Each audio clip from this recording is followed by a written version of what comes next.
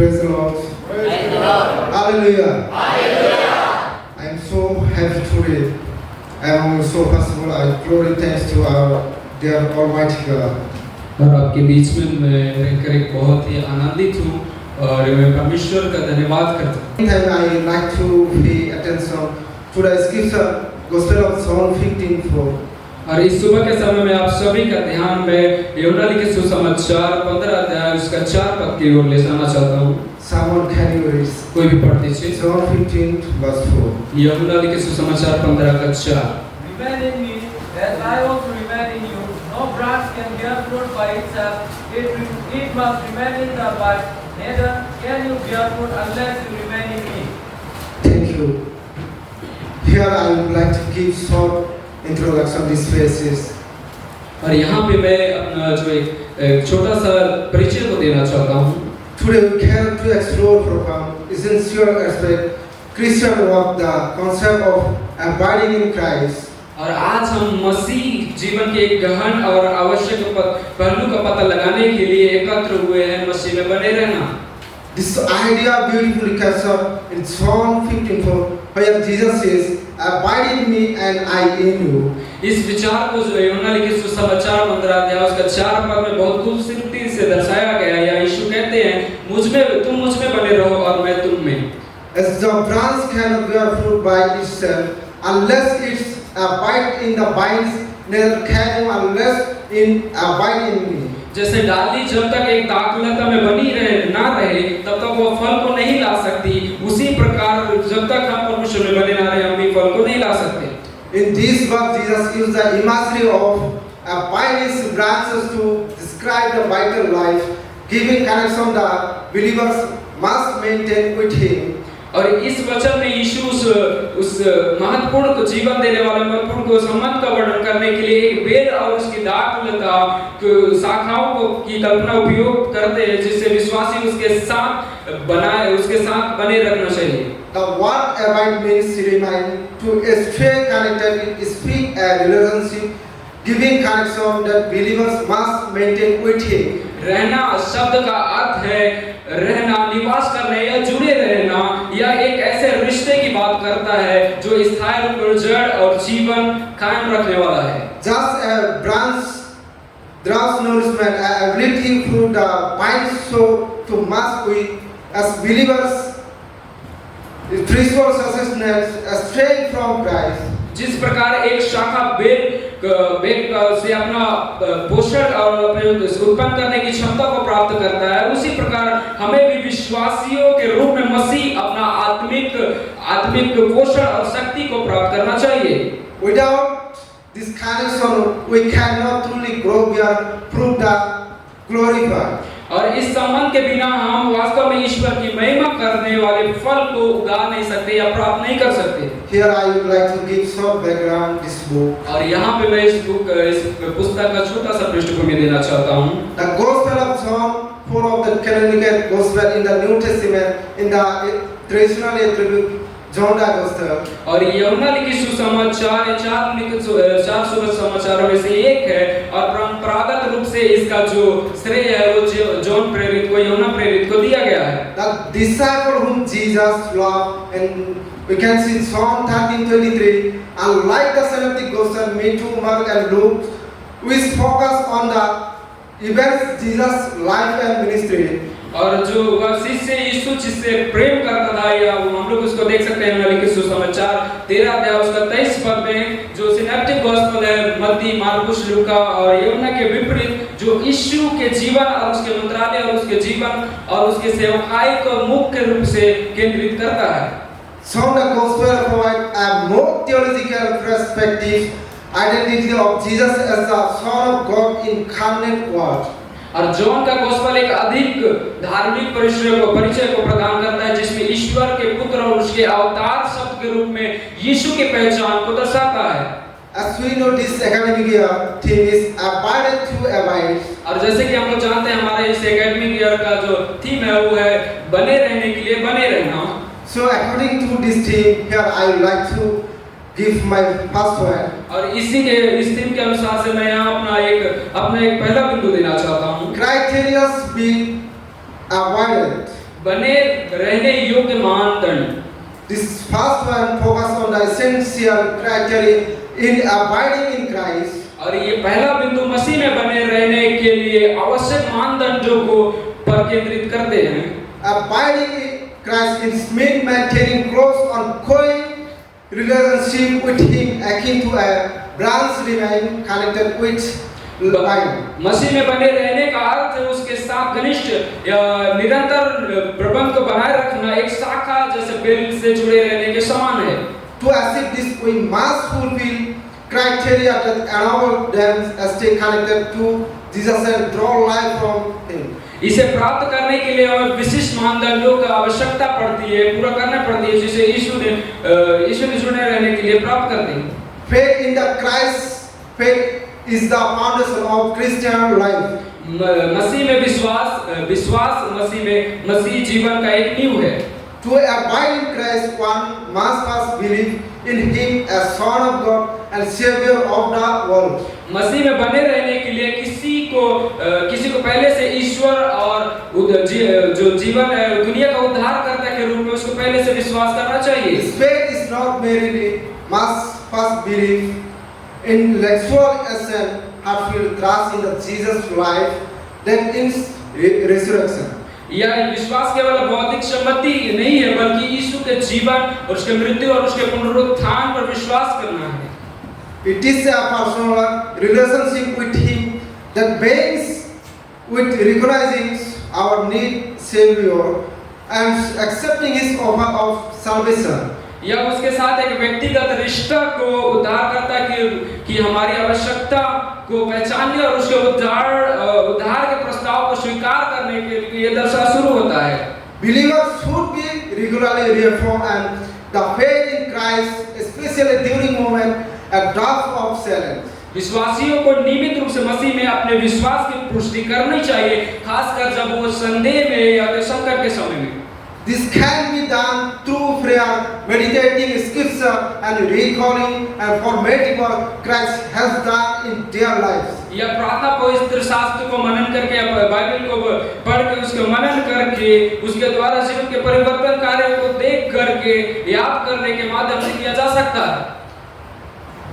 Additionally, they can strengthen their faith and engaging fellowship and followers, believers and testimony and encouraging one and another in the faith. इसके अतिरिक्त वे अन्य विश्वासियों के साथ संगति में शामिल होकर अपने गवाहियों को साझा होकर विश्वास में उसे प्रोत्साहित करने के द्वारा कर सकते हैं। A genuine faith in Him and life mark and obedience His teaching, continual reliance, strength and kindness. उनमें सच्चा विश्वास उनकी शिक्षाओं को प्रति आज्ञा रूप से मानकर जीवन में और उनकी शक्ति मार्गदर्शन पर निरंतर निर्भर रहना है।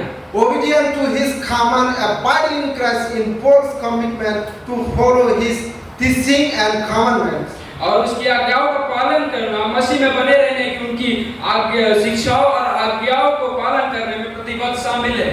In John 15:10, Jesus says, "If you keep my commandments, you will abide in my law." और यूहन्ना लिखित सुसमाचार 15 अध्याय उसका 10 पद में यीशु कहते हैं, यदि तुम मेरी आज्ञाओं को मानोगे तो मेरे प्रेम में बने रहोगे, और आज्ञाकारित उसके प्रति हमारा प्रेम जो है जुड़े रहने हमारी इच्छा को पालन करने का प्रदर्शन करता है। Obedience is our love Him and our will to remind. और निरंतर निर्भरता, जिस तरह एक शाखा अपने पालन पोषण के लिए अपने बेल पर निर्भर रहता है, उसी प्रकार हमें भी आत्मिक पालन पोषण के लिए हमारे लगातार मसीह पर निर्भर रहने की जरूरत है। Continual depend, just a branch relies entirely the vine's sustenance. We must continually depend on Christ's spiritual nourishment to and guidance. और यह निर्भरता एक दैनिक चाल प्रक्रिया जिसमें प्रार्थना करना और संग्रह पढ़ना और जीवन के सभी पहलुओं में इसका इच्छा की तलाश शामिल है। This dependence is daily ongoing process involves prayer, reading scripture and seeking His will aspect His life. ये निर्भरता दैनिक चाल और प्रार्थना करना, बाइबल पढ़ना, उसके जीवन के हर एक इच्छाओं को तलाश करना इसमें शामिल है। by actively nurturing this aspect of relationship with Christ. और मसीह में अपने संबंधों को इन पहलुओं को सक्रिय रूप से पोषित करके Believers can maintain his vibrant life, keeping connection with him, which is essential for spiritual growth and bearing in their lives. विश्वासी उसके साथ जीवनदायी संबंध बना रख सकते हैं जो आत्मिक विकास पर उनके जीवन में फल लाने के लिए मदद कर सकता है। Here I would like to give my second point. यहाँ पे मैं अपना दूसरा बिंदु देना चाहता हूँ। Abide to remain in him at any cost. किसी भी कीमत पर उसमें बने रहने का संकल्प लेना। Despite the importance of unwavering commitment to remaining in Christ regardless of the sacrifice that may come. यह बिंदु अपने आने वाली चुनौती और बलिदानों को प्रवान किए बिना ही मसीह में बने रहने का अटूट संबंध या प्रतिबद्ध महत्व को बताता है। Abiding in Christ is not passive state, requires active, intentional effort, sometimes enduring tears, making sacrifice. और मसीह में बने रहना निष्कर्षीय अवस्था नहीं है, इसके लिए जानबूझकर प्रयास और कभी-कभी परीक्षणों और मुसीबतों का बलिदानों की आवश्यकता होती है। Enduring this is crucial aspect of abiding in Christ. और परीक्षाओं को सहना और उनमें बने रहने का महत्वपूर्ण पहलू है। Jesus warned his followers they would face persecution and difficulties. और यीशु अपने पीछा करने वालों से उनसे कहता है तुम्हें उत्पीड़न और कठिनाइयों का सामना करना पड़ेगा। These tests come many from personal struggle and external opposition, spiritual and battles. ये परीक्षण कई रूपों में आ सकते हैं, जैसे हमारे व्यक्तिगत रूप में आ सकते हैं, बाहरी तौर पे और आत्मिक तौर पे भी ये परीक्षण आ सकते हैं। However, such assailants can also be opportunity of growth and deeper reliance on Christ. और हालांकि ऐसी चुनौती विकास और मसीह पर गहराई में बढ़त के अवसर पर भी हो सकती है। Believers are called and endure tests with faith and diligence, trusting that God is there will experience their God is glory. विश्वासियों को विश्वास में दृढ़ और मजबूत रहने के लिए बुलाया गया है, यह विश्वास करते हुए कि परमेश्वर हमारे साथ है और अनुभवियों को भलाई और सारी महिमा उसके लिए। This can be done letting God promises and finding a strength in prayer and seeking support from the believers. यह ईश्वर को वादों पर भरोसा करके प्रार्थना और शक्ति पाकर उसके विश्वासियों में शामिल प्रोत्साहित मांग कर किया जा सकता है। Abiding in Christ means placing. मसीह में बने रहने का अर्थ है This may require letting a habit, relationship, pursuing, hinder and connection with Him. और इसके लिए उसके साथ आदतों और रिश्तों गतिविधियों को छोड़ने की आवश्यकता भी हो सकती है। The Christian walk is journey need perseverance. We must continually seek, defend and relationship with Christ. और उसके जो ईसाई पद यात्रा है उसकी दृढ़ता और आवश्यकता होती है जो लगातार मसीह के साथ अपने रिश्ते को गहरा करने का प्रयास करना चाहिए। Remaining faithful, even when we feel distant or when we face challenge. तब भी उसके प्रति हम वफादार रहकर जब हम खुद को दूर महसूस करते हैं या जब हमारे विश्वास में कुछ चुनौतियां आ जाती है।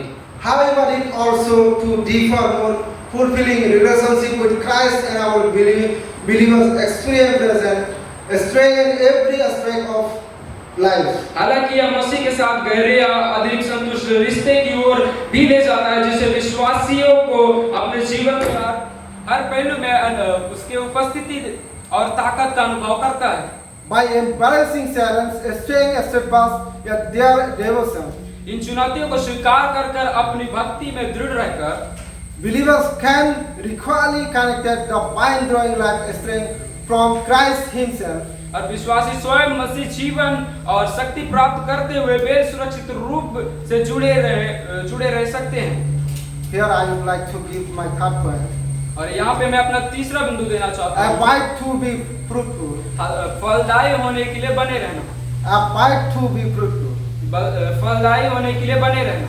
The final point, the ultimate purpose, abide in Christ to bear fruit. अंतिम हिंदू इस बात पर जोर देता है कि मसीह में बने रहने का अंतिम उद्देश्य है फल को उत्पन्न करना या फल लाना, which main product seems evidence of transfer like that glorify God. जिसका अर्थ है परिवर्तित जीवन का प्रमाण प्रस्तुत करना ईश्वर की महिमा करता है। In the analogy of the minor branches abide in the naturally produced fruit and life reflects character and work of Jesus. और जैसे बेल और शाखाओं की समानता में एक शाखा जो बेल में रहती है स्वाभाविक रूप से फल पैदा करती है, जो एक ऐसे जीवन प्रतीक है जो यीशु मसीह के चरित्र और उसके प्रेम को दर्शाता है। Spiritual growth is a primary outcome of abiding in Christ. आत्मिक विकास मसीह में रहने का प्राथमिक परिणाम है। Hallelujah. Hallelujah. Hallelujah. Hallelujah. This growth manifests through development Christ in character and attitude. और यह विकास मसीह में जैसे चरित्र दृष्टिकोणों को विकास के माध्यम से प्रकट करता है। And described by the faith of the Spirit, in we can see Galatians 5:22 and 23, love, joy, peace, and patience, kindness, goodness, and faithfulness, gentleness, and self-control. जैसे कि हम लोग गलाती का 5 अध्याय उसका 22 से लेकर 23 के तक में देख सकते हैं, वहाँ आत्मा के फल के बारे में बताता है, जैसे प्रेम, आनंद, शांति, धैर्य, दया, भलाई और विश्वास योग्यता, नम्रता और आत्मसंयम।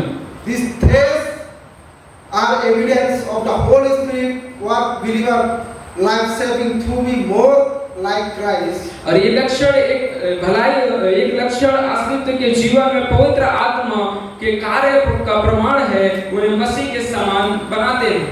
Believers can foster spiritual growth by increasing spiritual discipline such as prayer, Bible study, worship, and fellowship with other believers. और विश्वासी प्रार्थना करके, बाइबल पढ़ के और आराधना करके विश्वासी के साथ संगति जैसे आत्मिक विषय में संलग्न होकर आत्मिक विकास को बढ़ावा दे सकते हैं।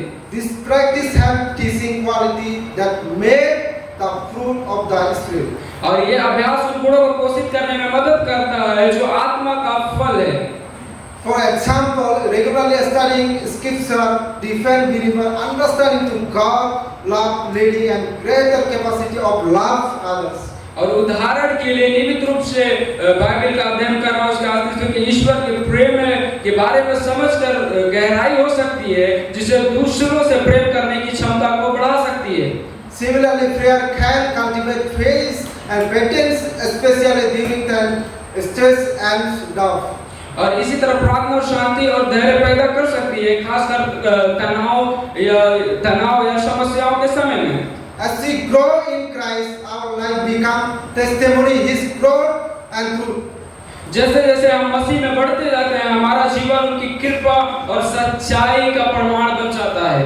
We call to share love Christ with others, making disciples and encouraging fellow others. हमें मसीह के प्रेम को दूसरे के साथ साझा करना और शिष्य बनाना और साथी विश्वासियों को प्रोत्साहन करने के लिए बुलाया गया है। Ultimately, the fruit is not for glory of God. और हम जो फल उत्पन्न करते हैं हमारी महिमा के लिए नहीं, लेकिन परमेश्वर की महिमा के लिए होता है। Jesus says in John 15:8, by this my Father is glorified, that you bear much fruit, so you will be my disciple. Hallelujah. Hallelujah.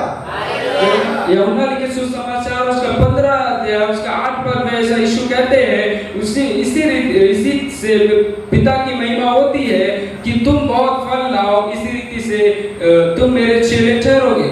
Our life transformed by abiding in Christ bring honor to God and glory. हमारा जीवन मसीह में बने रहने से परिवर्तन होकर परमेश्वर के सम्मान और उसकी महिमा को लाता है। Bearing fruit is the natural expected outcome of abiding in Christ. फल पैदा करना मसीह में बने रहने एक स्वाभाविक और अपेक्षित परिणाम है। It involves spiritual growth, impacting the other through love, service, and ultimately bring forth God. और इसमें आध्यात्मिक विकास और प्रेम और सेवा माध्यम से दूसरों प्रभावित करना है या परमेश्वर की महिमा करना भी शामिल है। Believers are called and cultivate the abiding relationship with Christ and knowing His life flow through the produce that reflect His character and love. और विश्वासी मसीह को एक गहरा स्थायी संबंध विकसित करने के लिए बुलाया जाता है, जिससे अपने उनके जीवन को माध्यम से प्रभावित होकर फल उत्पन्न करने की अनुमति मिलती है, जो उनके चरित्र और प्रेम को दर्शाता है। This fruit not only bless others but also serve powerful testimony in the work of God, transformative power in lives to who follow Him. और यह फल न केवल दूसरों को आशीर्वाद देता है, बल्कि लोगों के जीवन में ईश्वर की यह फल परिवर्तनकारी शक्ति की दुनिया के लिए शक्तिशाली साक्ष्य के रूप में कार्य करता है। By focusing on bearing fruit, believers fulfill purpose and bringing honor to God, making their lives living testament to His grace and truth. और फल पैदा करना ध्यान केंद्रित करके विश्वासी अपना उद्देश्य पूरा करते हैं और परमेश्वर का सम्मान करते हैं, जिससे उनके जीवन, उनकी कृपा और सच्चाई जीवित प्रमाण बन जाता है। Here I want to conclude my sermon. और यहाँ पे मैं अपने संदेश को विराम देना चाहता हूँ। Abiding in Christ is essential, fruitful, fulfilling in Christian life. और एक फलदायी और पूर्ण मसीह जीवन के लिए मसीह में बने रहना आवश्यक है, महत्वपूर्ण है।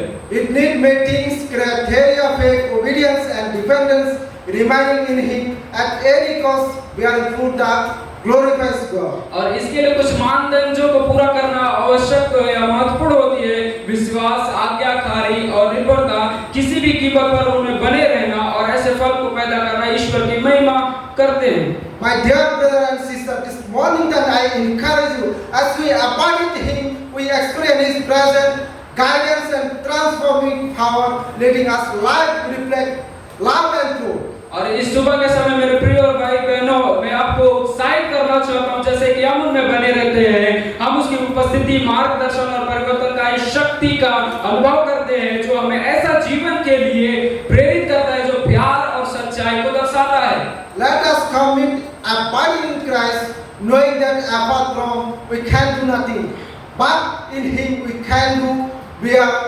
much fruit. और आइए हम मसीह में बने रहने के लिए प्रतिबद्ध हो, या जानते हुए कि उसके अलावा हम कुछ भी नहीं कर सकते, लेकिन उसमें हम बहुत सारे फल को पैदा कर सकते हैं या फल को ला सकते हैं। Hallelujah!